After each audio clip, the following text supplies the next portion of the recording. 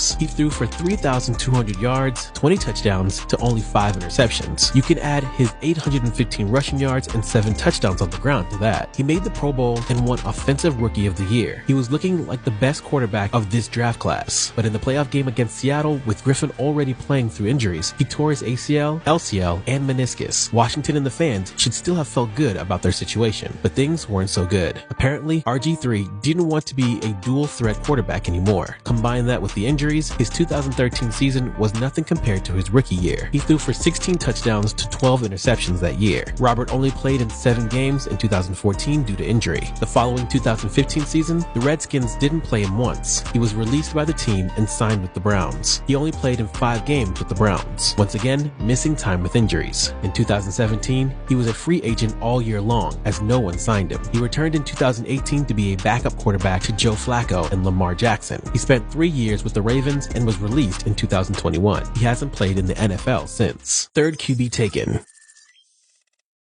The Miami Dolphins select Ryan Tannehill, quarterback, Texas A&M.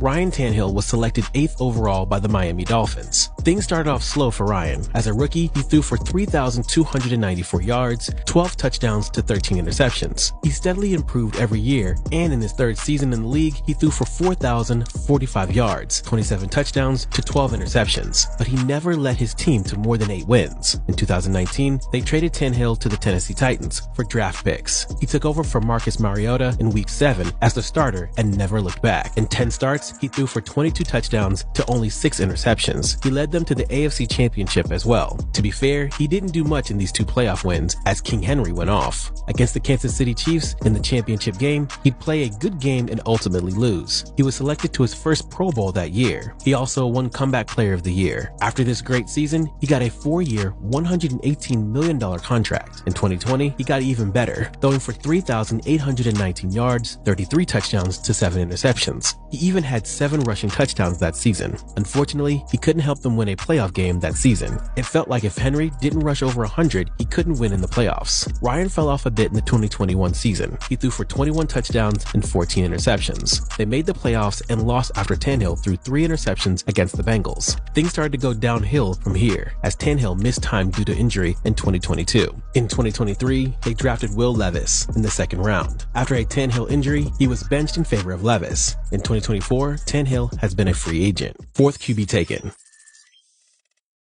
The Cleveland Browns select Brandon Weeden, quarterback, Oklahoma State.